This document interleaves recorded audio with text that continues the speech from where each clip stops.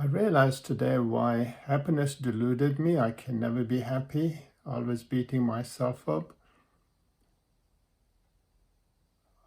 always putting things off, not doing anything useful with my life, always trying to stay happy by getting quick dopamine hits, such as going to the cinema, going out eating, going to the parks, and really easily giving in to requests by other people that really were time wasters. And I wanted to better understand myself. Why wasn't I actually making as much progress in my life as I could do? Why was I unhappy? Why was I beating myself up all the time? And I decided to very quickly read the book by James Allen, which is As a Man Thinketh, So Is He. And it's only an hour long. It was very easy to listen to it on the audiobooks and digest it. It's a kind of book that you need to listen to several times if you want to get a real understanding of how your mind works. It's an amazing insight into our psyche and how the life that we're living now is actually the result of our thinking.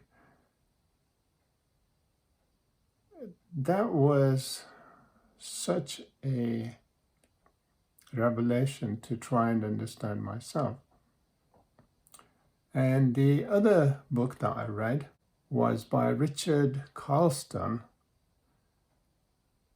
Don't Sweat the Small Stuff. And it's all small stuff. It's how we let things become larger than life and how our thinking just completely gets skewed. And it's all small stuff. So it's just small stuff, and I kind of got stuck in this learned helplessness where I was kind of beating myself all the time. I wasn't making enough progress, and I'm thinking, oh my God, how the hell am I going to get this business online if I continue to be as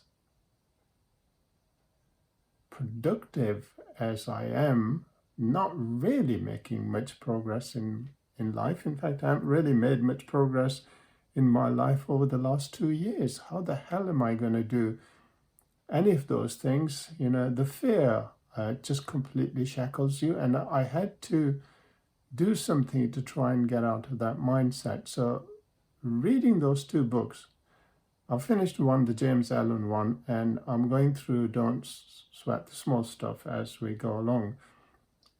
These two books can really put your life into perspective. And if you're stuck, then these books can help you to get you unstuck, really understand your priorities, get rid of distractions, such as I got rid of my email today. I'm not going to read anything on my email. I've given my phone to my wife so she can actually handle things like that. There's no point reading emails for the sake of reading emails. I try to get rid of all of the distractions, no pings, no alerts, no pop-ups.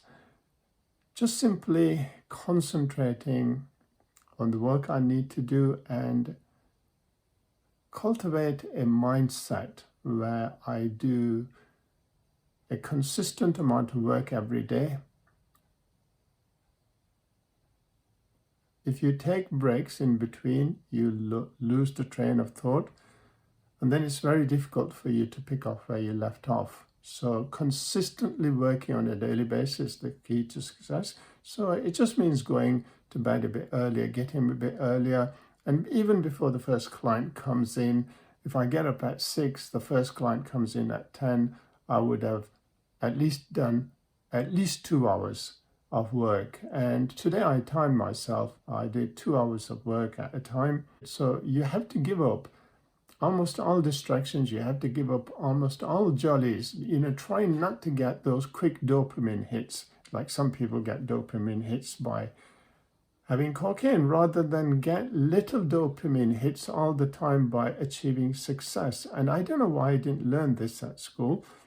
If you cultivate success, and it's those small successful outcomes that you have. So you work hard at trying to put a project online, never give up, and don't get overwhelmed, and those small successes that you have will give you continuous dopamine hits that will encourage you to do things better and better and move your life forward.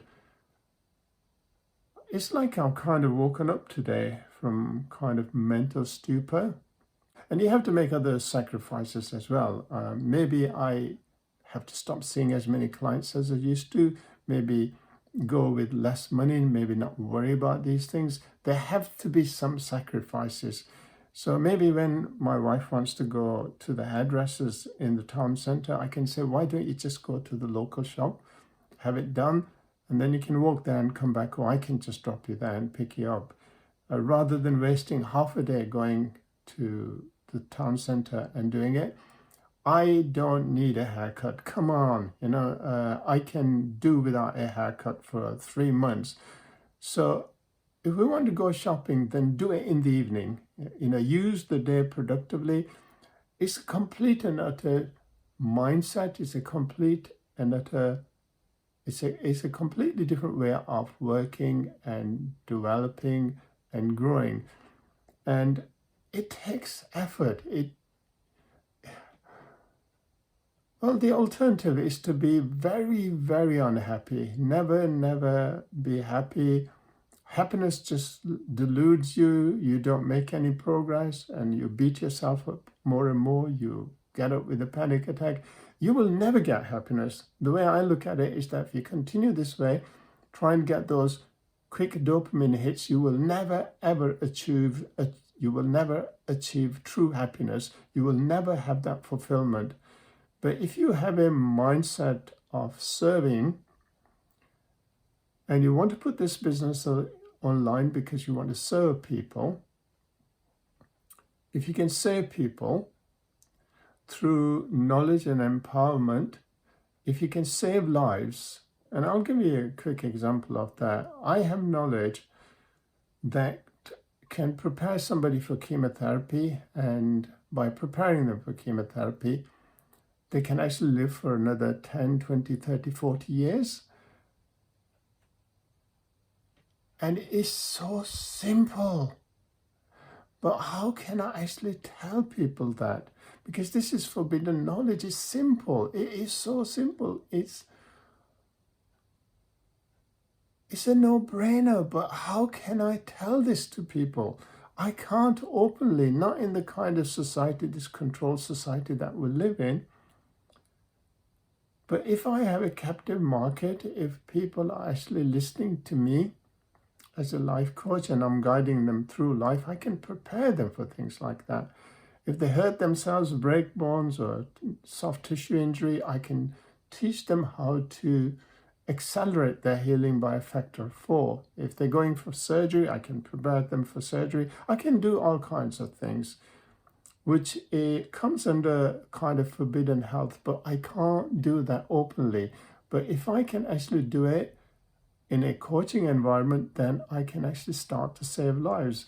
There are people waiting for me. There are millions of people probably out there that I can serve, and I can serve them, but I'm not serving them because I can save them.